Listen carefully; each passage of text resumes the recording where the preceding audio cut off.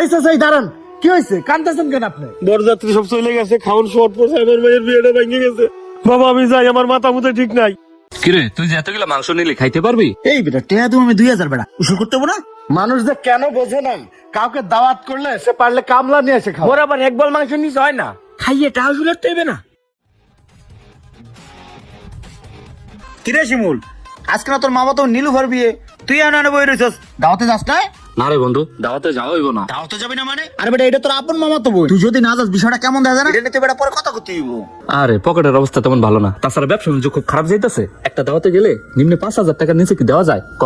তুই তো জানোস বিয়া বাড়িতে কে কত দিলে সেটার একটা লিস্ট হয়, রাত্রে আবার এটার একটা হিসাব হয়। যদি টাকা পয়সা কম দেই তাহলে তো আমার মানিজ্যতের প্রশ্ন। বন্ধু এর লিগে যাবো না।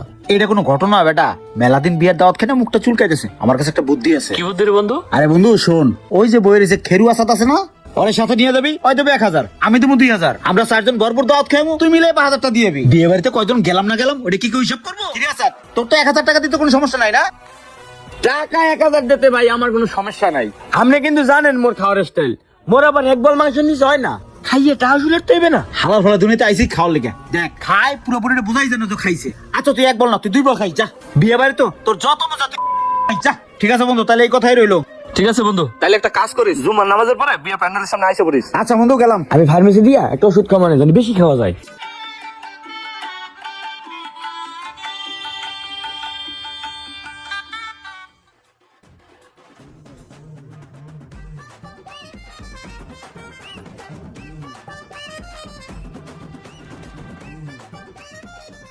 এই বেটা তুই ভাবি সেলফি মারি যাচ্ছ, তো এক বৈঠক শেষ হয়ে গেছে, পরে তো হাড্ডি খাওয়া লাগবো। ল হ্যাঁ হ্যাঁ ল।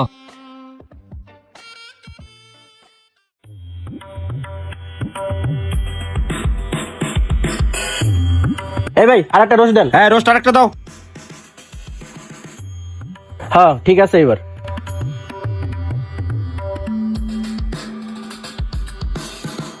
এই বেটা কি মাংস লাস, মাংস বেশি গেল। আরে লইতেছি তো বেটা, খাইতে হইব না? কি যে খস বেটা, এই প্লেট টাকা। আরে বন্ধু হইছে, রাখ রাখ। আরে বলো বিয়ের দাওয়াত কি ডেলি ডেলি খাবি? একদিনই তো খাবি। আরে এই তুই যে এতগুলো মাংস নিলে খাইতে পারবি? আরে বেটা টিয়া তুমি আমি 2000 বেটা খাই উসুল করতে হবে না? তোর আরো লাগলে তুই লবে না, তুই আমার প্লেট দিন নজর দোস্ত। এই খারুল খাও।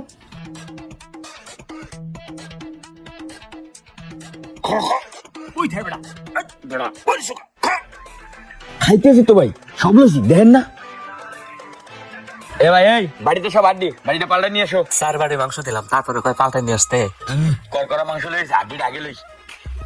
হ্যাঁ না, এই 2 প্লেট খাইলাম, আরেক প্লেট লইলাম, এখন তো আর খাইতারি না। আর প্লেট মাংস পাল্টাইছে, আরো 4 প্লেট আনু, তুই খা। হ্যাঁ মাংসটা ভালো হইছে বেটা। খাইছি তো জম্বের খাওয়া, টেবিলে আর কি করছি দেখছস?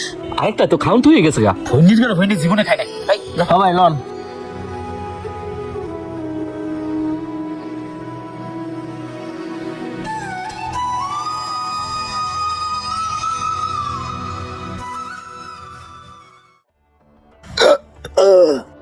বন্ধু যা খাইছি 3 দিন আর খাওয়া লাগবে না, মাংসটা কিন্তু সেই ছিল। হ্যাঁ বেটা, তুই যে খাউন খাইছিস বেটা, এরকম খাউন তো আমি তোর জীবনে কোনো সময় খাইতে দেখি নাই। খাইয়া তো পুরো টেবিল টেবিল সব মাই খেলাইছ। এমন না দেখ, এখন পর্যন্ত বরযাত্রী আইতারে নাই, এর মধ্যে এতগুলা খাওয়ান নষ্ট করা কি ঠিক হইছে? বরজাতি চিন্তা তোর করা লাগবে না, হ্যাঁ গোটা হেরা বুঝবো না। খাইছিস তো পেটটা মিলে, এখন আবার বরজাতি চিন্তা করস। বেটা সবাই মিলে টাকা দিছি 5000, খাই উসুল করতে হবে না, পরে পর বুঝবো না। ল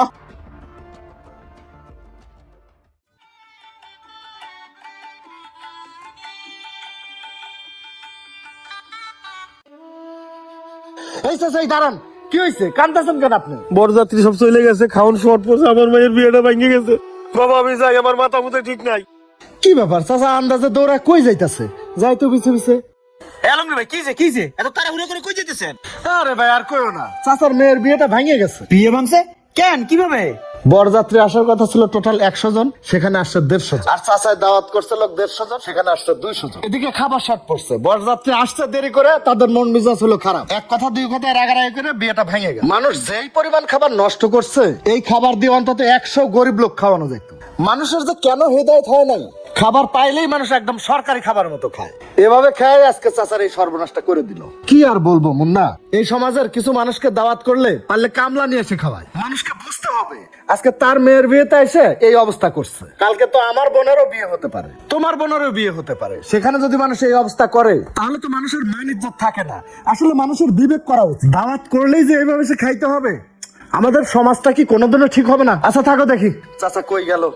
মুন্না, তোরে আমি আগেই কইছিলাম আমাকে কিন্তু এইভাবে যাইয়া চারবার চলে খাওয়াটা ঠিক হয় নাই। আমরাও কিন্তু কম খাবার অপচয় করি না। এই অপচয়টা যদি আমরা না করতাম আজকে তাহলে এই সর্বনাশটা হইতো না। আমি কিন্তু হ্যাঁ আপন মামাতো ভাই, এখন আমার নিজের কাছে নিজেরই অপরাধী মনে হইতাছে। এখন আমি নিজের ক্ষমা করতে পারতেছি না। তুই থাক, আমি গেলাম। বন্ধু শোন, আরে ধর, তোর মতো বন্ধু বান্ধবের লেগে আজকে এই অবস্থা। আসলে সঙ্গ তো সে মানুষ নষ্ট হয়। তুই থাক।